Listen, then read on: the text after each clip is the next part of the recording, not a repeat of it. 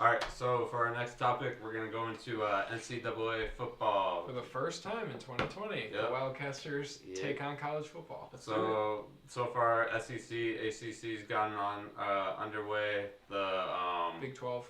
Big 10 or Big 12, yeah, they started early too. Big 10 started 2 weeks ago, and then this upcoming weekend is Pac-12, baby. And I cannot wait. And still, it's been so far predictable what it has happened, kind of. So far. There hasn't been a lot of upsets, I don't think. Last week you had Indiana knocking off Penn State.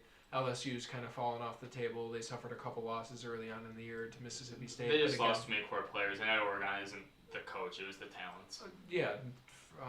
To a degree. There was an upset yesterday. Like Michigan State over Michigan. That was a very good game. Mr. Sack, screw you, screw the Wolverines. Boo. Mr. Sino, boo. Yes, Is he Mr. Michigan State. Is he watching? Is he watching? I don't know. I haven't talked to that guy in forever. He moved. He's not here anymore. Matt, He lives in Mendota. what do you have for the Oregon Ducks? Okay, so, obviously, go Ducks, repping all the time. Next week, I'll be ducked out in duck gear.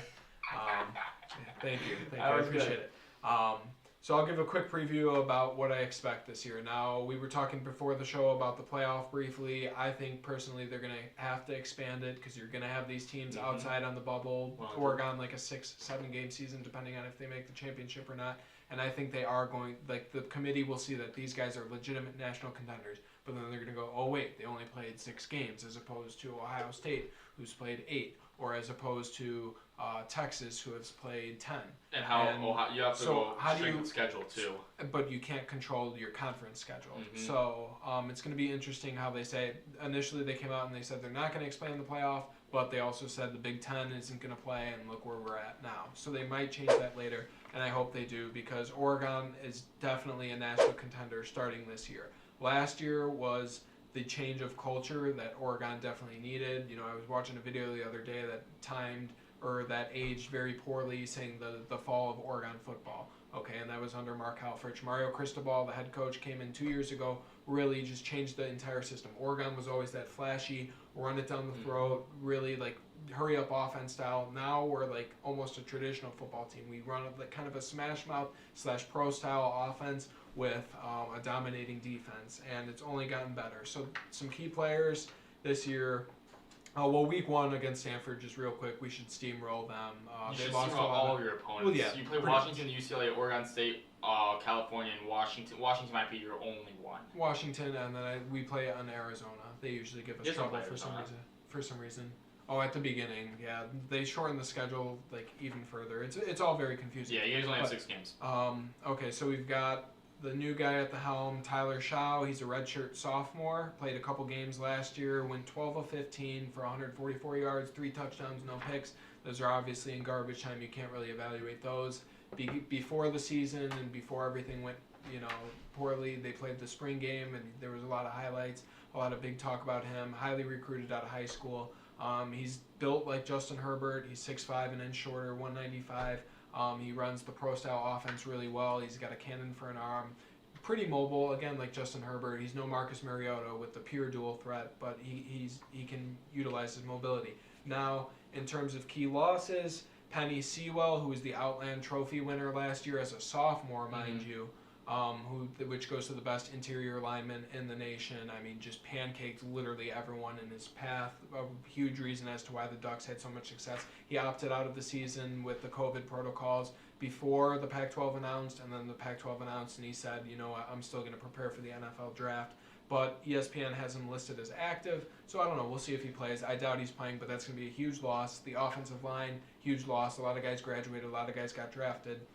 So we'll see how that looks, but that shouldn't matter with the playmakers we have at wide receiver and at running back, which I'll get into in a minute. I do want to talk about his brother briefly, Noah Sewell. He is a freshman linebacker, 5-star recruit, the number 5 linebacker in the nation, the number 13 recruit overall, out of all positions. This guy is a beast. I will get into the other beast, Justin Flo, the number 1 linebacker in the country, the number 6 overall recruit. You can really see how Mario Cristobal is linebacker for sure. And you just added Kayvon Thibodeau, who's the number 1 overall recruit in the entire country before, the year before, as an edge rusher, who Kevin gave some respect to last week.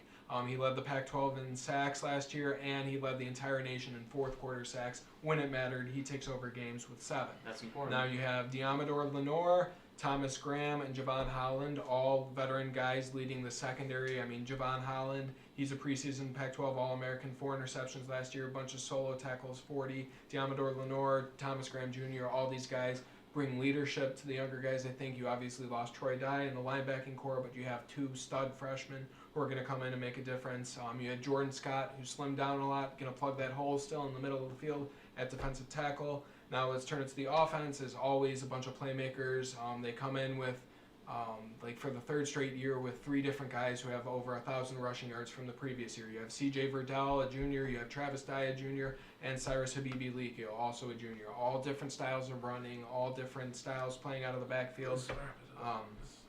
So still going to talk about Ohio State at all, or yeah? No, I mean you can wrap it up and we'll finish up with. Yeah, I got Oregon. 2 more things. So C.J. Verdell, obviously a huge year last year, 1,220 yards, 8 touchdowns, and then the receiving core is stacked as well. You have Johnny Johnson III, Jalen Redd, who can make plays. We just got a sophomore transfer from USC who's a deep threat. I mean, this team is going to be good. That defense just keeps getting better. The offense, look for them to struggle early on in the season, then get cooking, and really just roll to probably the easiest Pac-12 championship that they'll ever get. All right, turning to the Ohio State University. Home of Zeke. The Buckeyes will easily get the Big Ten championship, no doubt in my mind. We are the best Big Ten team out of that conference.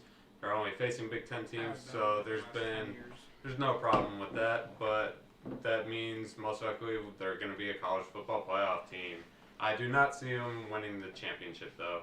We have Justin Fields, who's a Heisman candidate. He's great, but that's as far as the team goes. We don't really have a strong run game. We got Master Teague.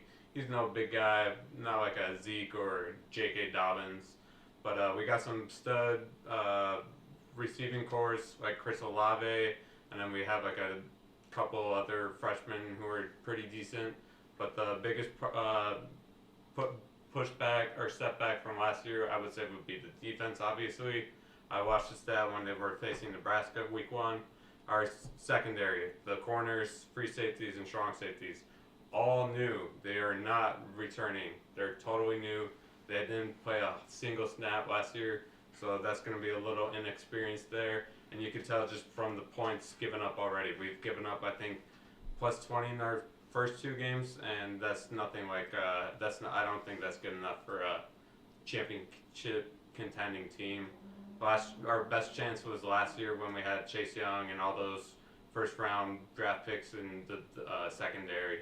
But you guys are gonna be tested by Indiana, Michigan State, and Michigan. Those are gonna be 3 good tests to see where your defense lies. I honestly think that if you end up playing Bama in the first playoff game, their defense does not look too much better, and I really think you can beat them. I don't think so, just because it relies too much the offense on Justin Fields. We've seen that that's before. The got proved. One bad game just screws the whole season up 100%. for championship contending. So, but it's Big Ten conference. We've usually taken care of business. I don't see no reason for that with no fans. No Wisconsin either. So Do you like Wisconsin? Ohio State easily taking because fuck Illinois, they beat Illinois. Okay, they lost to them last year. It's not 2 different teams, 2 different quarterbacks. No, it's different. Well, the Big why. Ten belongs to Ohio State. They lost. Well, they don't play Wisconsin, so it doesn't really fucking matter. Well, they would play them in the championship. Yeah, there's a championship. It's like East. Well, you know, I understand that. They'll probably end up playing Michigan or Indiana in the championship. No, it's conference. Indiana, It's conference. Yeah. East, and then it would most likely just be Wisconsin. Yeah. But they'll obliterate Michigan like they do every year. Yeah, it don't matter. Don't Michigan talk about sucks. Michigan is just terrible. Like, anyone who ever speaks highly of Michigan in football with the Jim Harbaugh era is just a moron. They fail. He's a joke. He is. I heard these guys yesterday. I watched a bit of the game. They were all hyping up Joe Milton, and he freaking sucked. You lost to Michigan State, a first-time coach. I mean, like, come on now. Pathetic.